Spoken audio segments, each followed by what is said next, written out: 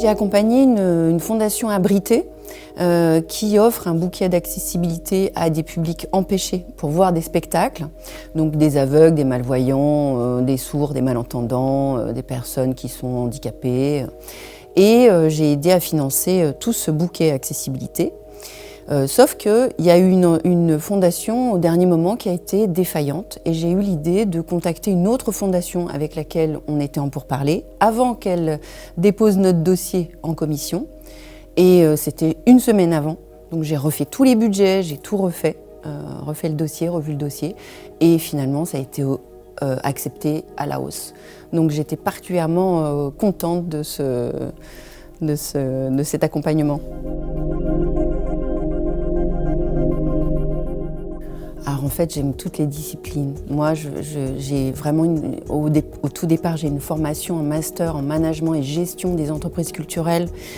J'adore le spectacle vivant, les différentes formes de spectacle vivant. Et donc, je n'ai pas forcément de préférence. En revanche, j'ai des préférences sur des spectacles qui sont contemporains. Il y a beaucoup de groupes que j'aime beaucoup. En ce moment, j'adore Ezekiel. Dommage que je ne les ai pas vus en concert. J'adore Nils Fram. C'est aussi quelqu'un que j'ai vu en concert, lui pour le coup, à l'auditorium il y a quelques temps. Et puis, j'aime beaucoup des chorégraphes, surtout les chorégraphes belges. Alors, il date un peu, mais franchement, il est inégalé. C'est la Chambre d'Isabella de la Nid Company. C'est une compagnie qui est belge et en Belgique, en fait, le spectacle est total. C'est-à-dire que dans ce spectacle-là, il y a du conte, de la danse, de la musique en direct. Quasiment tous les arts sont représentés parce qu'aussi sur le sol, il y a des œuvres d'art qui sont sur le sol. Et c'est un spectacle qui évoque d'abord une mort, mais en fait, tout le long du spectacle, c'est un hymne à la vie. Et franchement, c'est un spectacle qui m'a énormément touchée et bouleversée. C'est un spectacle qui m'a bousculée aussi dans mes a priori.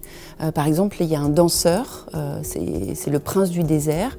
Et ce danseur, il répondait pas, à l'époque où je l'ai vu, au canon de la beauté que je voulais pour un danseur. Et donc il m'a bousculée, mais très vite, il m'a emmenée dans son histoire. Et en fait, ce que j'aime dans le spectacle vivant, c'est souvent quand il vient me bousculer, en fait, dans mes attendus ou dans mes a priori.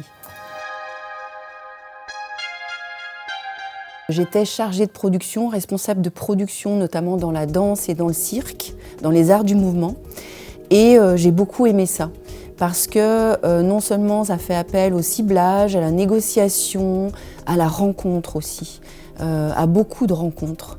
Et essayer de convaincre et puis du coup de porter aussi des projets qui moi me tenaient à cœur.